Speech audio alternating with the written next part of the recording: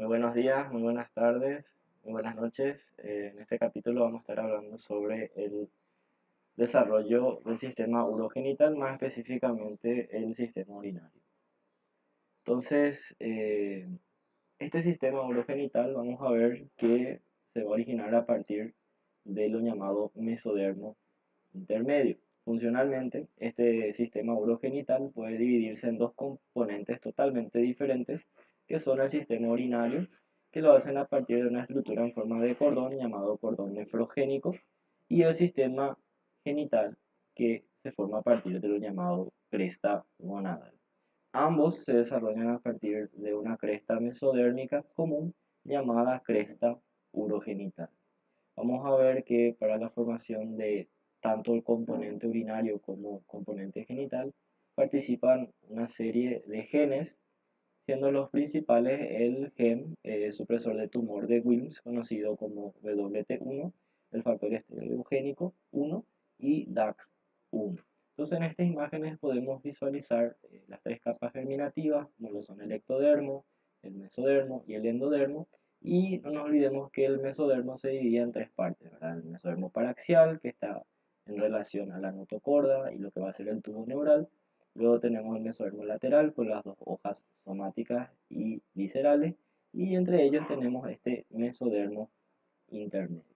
Entonces acá podemos ver en un embrión cuando se está plegando en una imagen en sentido transversal, como en la pared posterior se ven como unas evaginaciones que van a ser las llamadas crestas urogenitales. Dentro de estas crestas urogenitales vamos a tener lo que es el cordón nefrogénico, ¿sí? Y vamos a tener la cresta gonadal. Entonces, haciendo énfasis con respecto al sistema urinario, vamos a ver cómo se forma el sistema conocido como sistemas renales. En el humano, durante la vida intrauterina, vamos a ver que los sistemas renales lo constituyen tres órganos eh, independientes que se van a superponer en una secuencia cráneo-caudal.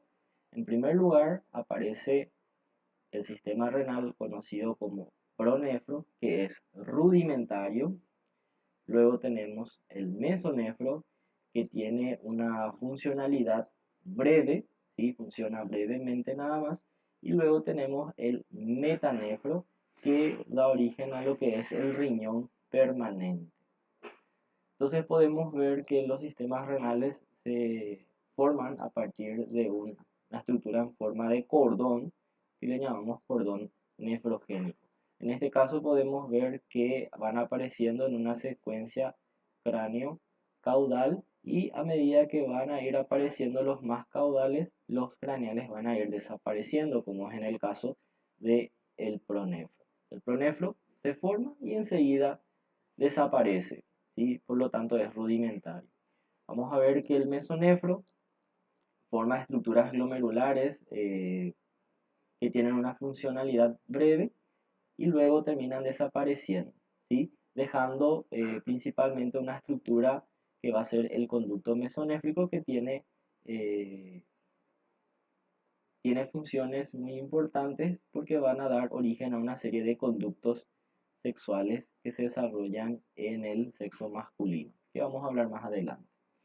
Y luego tenemos el metanefro, que sí va a formar el riñón definitivo. Entonces acá tenemos otras imágenes esquemáticas donde podemos encontrar estas estructuras que son los cordones nefrogénicos, ¿sí? Tienen o aparecen en una secuencia cráneo-caudal, siendo los pronefros los primeros y rudimentarios, desapareciendo enseguida, luego el mesonefro y por último el metanefro. El pronefro, como les mencioné, aparece al inicio de la cuarta semana, y estos están representados por 7 a 10 grupos de células compactas en la región cervical. Ellos van a formar estructuras excretoras vestigiales llamadas nefrotomas. Y así como aparecen al inicio de la cuarta semana, hacia el final de la cuarta semana ellos desaparecen. Luego tenemos los mesonefros. El mesonefro va a aparecer hacia el final de la cuarta semana y vamos a ver que el mesonefro va a dar origen a 10 a 50 estructuras glomerulares por riñón. Y también va a dar origen a los llamados conductos mesonéfricos, ¿sí? Y estos proceden del mesodermo intermedio de los segmentos localizados en la región torácica superior y lumbar superior. Vamos a ver que las estructuras tubulares excretoras se alargan rápidamente formando una estructura en forma de S asociada a una red capilar formando un corpúsculo renal, ¿sí? Entonces acá tenemos las imágenes donde podemos ver la cresta urogenital, tenemos los cordones nefrogénicos representados aquí y en este nivel que sería el nivel torácico superior al lumbar superior correspondería al mesonefro. Entonces tenemos aquí el mesonefro y al lado de él tenemos el conducto mesonéfrico, ¿sí? Vamos a ver que el mesonefro va a formar una estructura tubular alargada que va a tener una forma más o menos de S y va a estar asociado a un capilar formando un glomérulo, ¿sí? Esto va a ser un glomérulo rudimentario, ¿sí? Entonces, a medida que van a ir creciendo nuestro embrión, los túbulos más caudales van a ir diferenciándose, en cambio los craneales van a ir degenerándose, ¿sí? Vamos a ver que el mesonefro se degenera hacia el final de la 12ª semana y en el hombre algunos túbulos caudales y el conducto mesonéfrico persisten ya que van a participar en la formación de los conductos del sistema genital masculino. En la mujer sí desaparecen totalmente. Luego tenemos el sistema metanéfrico. El sistema metanéfrico aparece en la 5ª semana de gestación, siendo ya funcional en la 9ª semana. Vamos a ver que va a dar origen al riñón definitivo. Y este riñón tiene dos orígenes que podemos resumirlo a partir del brote ureteral, que va a dar origen a lo llamado sistema colector, y el brote metanefrogénico, que va a dar origen al sistema excretor.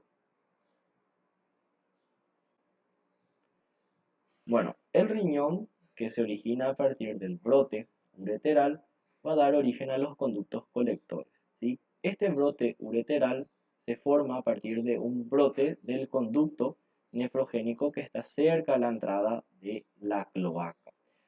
Este brote penetra el tejido mesenquimático del metanefro, ¿sí? Y el pedículo que conecta el metanefro, ¿sí?, con el llamado brote ureteral y el conducto mesonéfrico va a dar origen a lo que es el uréter, ¿sí? Y esta porción más distal, que corresponde a los túbulos colectores, van a ir ramificándose, se van a ir ramificando en donde las primeras 4 generaciones se van a fusionar y van a dar origen a los cálices mayores. Las siguientes 4 generaciones, que sería de la 5ª a la 9ª, van a fusionarse y van a dar origen a los cálices menores. Entonces acá tenemos una imagen donde podemos visualizar la cloaca y en la cloaca es donde termina este conducto mesonéfrico. Del conducto mesonéfrico se forma un brote llamado brote ureteral o yema ureteral que se introduce dentro del metanefro. Entonces acá podemos ver otras imágenes en donde vemos el conducto mesonéfrico y vemos este brote del conducto mesonéfrico que le llamamos brote ureteral. Se introduce dentro del mesénquima del metanefro. Y la porción distal, fíjense cómo se va a ir ramificando. Se va a ir ramificando de forma dicotómica, en donde las primeras 4 generaciones se fusionan formando el cáliz mayor, las siguientes 4 generaciones se fusionan formando los cálices menores, ¿sí? Vamos a ver que más hacia adentro del mesénquima blastemal del metanefro van a inducir a que el mesénquima forme unas vesículas. Estas vesículas son llamadas vesículas metanéfricas, que luego van a dar origen a la nefrona. Entonces, resumiendo, hasta el momento, el brote ureteral va a dar origen a lo que es el uréter, la pelvis renal, los cálices mayores, los cálices menores y también los túbulos colectores. Con respecto al brote metanefrogénico, vamos a ver que va a dar origen a la nefrona, ¿sí? A partir de condensaciones del mesénquima que van a formar pequeñas vesículas y luego esto van a ir sufriendo un alargamiento. Ese alargamiento va a ir adoptando una forma de S y van a entrar en relación a vasos sanguíneos, ¿verdad? Capilarizados, formando glomérulos renales. Entonces acá podemos ver, fíjense cómo los túbulos colectores del conducto mesonéfrico induce que el mesénquima del metanefro forme estas vesículas llamadas vesículas renales que luego se van a ir alargando formando la nefrona. Entonces los capilares o los capilares glomerulares crecen dentro del espacio delimitado en uno de los extremos de la S de la vesícula renal, formando el corpúsculo renal, estableciendo una conexión con los túbulos colectores. Luego va a ocurrir un alargamiento del túbulo excretor, formando así los túbulos contorneados proximales, los túbulos contorneados distales y el asa de Henle. Como podemos ver aquí en la imagen, tenemos dos colores para diferenciar los orígenes embrionarios. Los túbulos colectores que derivan del conducto mesonéfrico y de color azul pintado la nefrona que deriva del metanefro. Entonces acá podemos ver otras imágenes esquemáticas que nos muestra la porción del túbulo colector que se introduce dentro del mesénquima blastemal del metanefro e induce que ese mesénquima forme estas vesículas renales o vesículas metanéfricas, que luego van a dar origen a estructuras tubulares alargadas con forma de S y estas se van a ir asociando hacia un extremo con los capilares formando los glomérulos renales, dando así origen a partir del metanefro la nefrona y del conducto colector. No nos olvidemos que este derivaba solamente del conducto mesonéfrico. Para la formación de estas estructuras también intervienen una gran cantidad de genes, como lo fui mencionando previamente, principalmente el gen WT1. Y va a haber una relación íntima entre el componente epitelial como mesenquimal. Vamos a ver que el túbulo colector va a inducir al mesénquima a expresar estos genes WT1 y luego el mesénquima va a ir expresando otros genes como lo son PAX2 para ir formando estas vesículas renales. Bueno, en resumen, hasta el momento podemos decir que el riñón tiene dos orígenes. Del mesodermo metanéfrico da origen a las unidades excretoras. Del brote ureteral, que es del mesodermo mesonéfrico, forma el sistema colector. Vamos a ver que hasta el nacimiento se forman aproximadamente 2 millones de nefronas en cada riñón. Y aunque la producción de la filtración glomerular ya ocurre en la 9ª semana, la maduración del riñón ocurre recién después del nacimiento. ¿Qué ocurre con el riñón con respecto a su posición? Vamos a ver que inicialmente este se encuentra en la región pélvica, desplazándose después hacia una posición mucho más craneal en el abdomen. Esto se debe principalmente a la disminución de la curvatura corporal y el crecimiento del cuerpo en la región lumbar y sacra, creando como una falsa elevación.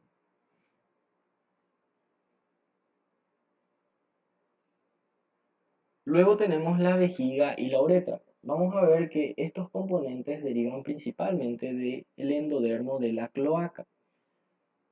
La cloaca, gracias a la presencia de este tabique, llamado tabique urogenital, que depende del mesodermo, va a quedar separando dos canales, que es el conducto anal, que va a dar origen a lo que es el recto llano, y en la porción más anterior tenemos el seno urogenital,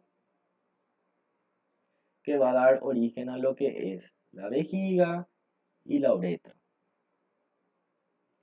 Entonces, la vejiga se va a formar de ese seno urogenital, específicamente de la parte superior. El seno urogenital lo dividimos en tres partes de forma didáctica, en donde la porción superior, o llamada también vesical, porque va a dar origen a la vejiga, es aquella que se continúa con la alantoides, que futuramente va a dar origen a una estructura fibrosa que vamos a llamarle uraco. Luego tenemos la parte pélvica, que va a dar origen a la próstata, ¿sí? Y tenemos la porción fálica, que por supuesto está ausente en la mujer, únicamente presente en el hombre.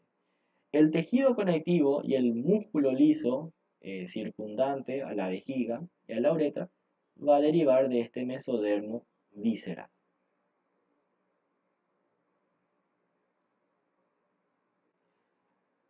Durante la diferenciación de la cloaca, las partes caudales de los conductos mesonéfricos son absorbidos por la pared de la vejiga, dando así origen al mesénquima del trígono vesical.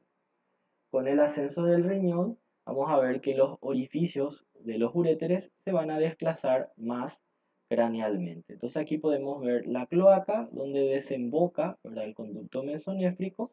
A partir del conducto mesonéfrico se forma el brote ureteral, que luego va a dar origen al uréter, y con el ascenso del riñón vamos a ver que el uréter va a subir un poco hacia arriba, ¿sí?, separándose del conducto mesonéfrico. Y aquí podemos ver cómo el mesénquima del trígono vesical termina derivando del mesonefro.